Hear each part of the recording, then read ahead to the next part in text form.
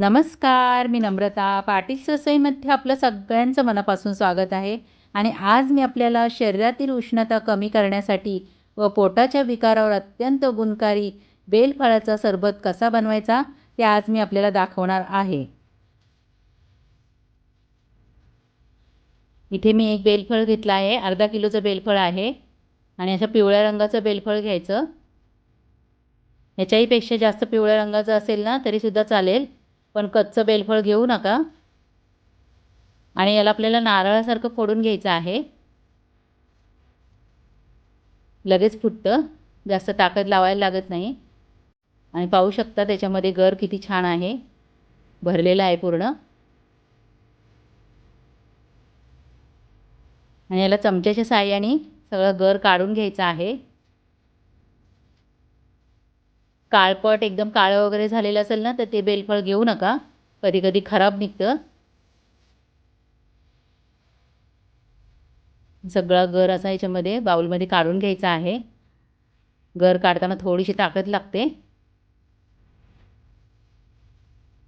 आणि जरासुद्धा वाया घालवू नका. सगळा करवंटीचा गर काढून घ्या चमच्याच्या साहाय्याने. आणि गर आपलं छानपैकी काढून झालं आहे. तुम्ही जर माझ्या चॅनेलला सबस्क्राईब केलं नसेल ना तर सबस्क्राईब करा. त्याच्यानंतर बेलचं बटन दाबा, त्याच्यानंतर ऑलचं बटन दाबा, म्हणजे माझे सर्व व्हिडिओ आपल्याला पाहायला मिळतील.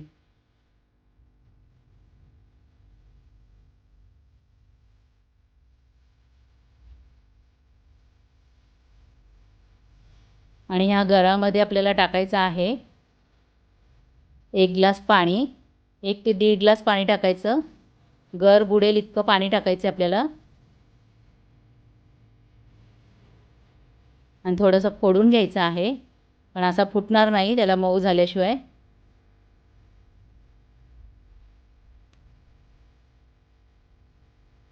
पूर्ण असं जरा दाबून घ्या.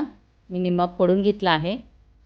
आणि याच्यावर झाकण ठेवून कमीत कमी 2 ते 3 तास मुरत ठेवा, म्हणजे गर आहे ना चांगला सॉफ्ट होईल आणि आपल्याला त्याचा ज्यूस काढायला सोपं जाईल.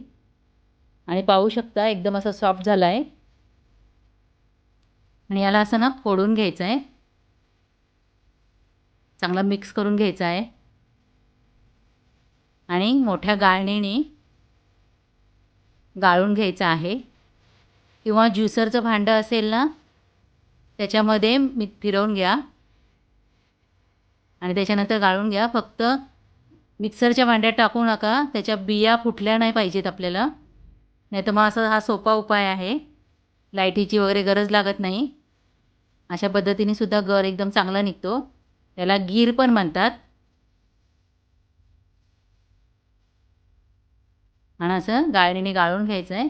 आणि जो चोथा राहील त्याच्यात थोडंसं पाणी टाकून परत मिक्स करून घ्यायचं आहे आणि परत गाळून घ्यायचं आहे.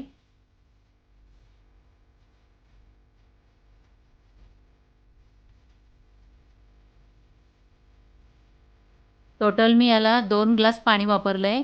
जास्त पातळ पण करायचं नाही, नाहीतर मग सरबत प्यायला चांगलं लागणार नाही. तर शक्यतो घट्टच ठेवायचं आहे. आणि थोडंसं हाताच्या साहाय्याने पण असा सगळा गर काढून घ्यायचा आहे त्याच्यातला ज्यूस. आणि पाहू शकता आपला ज्यूस एकदम छान झाला आहे. इतका घट्ट ठेवायचा आहे.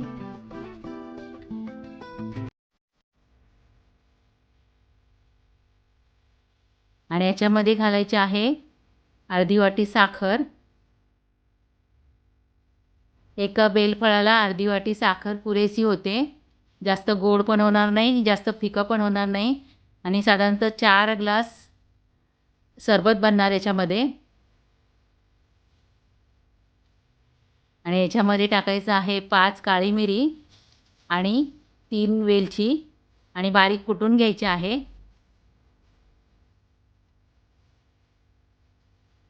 चांगली बारीक कुटून झाल्यानंतर चाळणीने चाळून घ्यायचे आहे. एकदम टेस्ट येते सरबतला. असंच जर सरबत प्यायला गेलात ना तर टेस्ट लागणार नाही.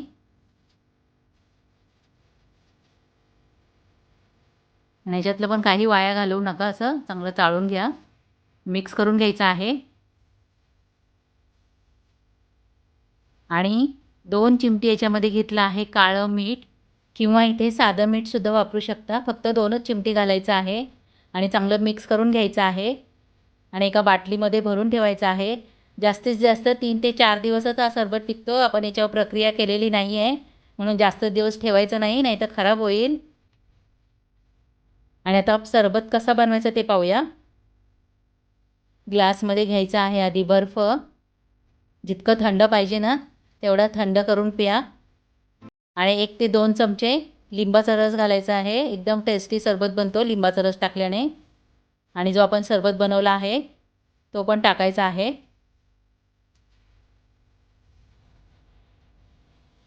आणि मिक्स करून घ्यायचा आहे. उष्णता कमी करण्यासाठी, पोटाच्या विकारावर आणि बुद्धीसाठी अत्यंत उपयोगी हा बेलफळाचा सरबत आहे. त्याच्यामुळे तुम्ही जेव्हा बेलफळ मिळेल तेव्हा हा सरबत नक्की बनवून बघा. खूप छान सरबत होतो.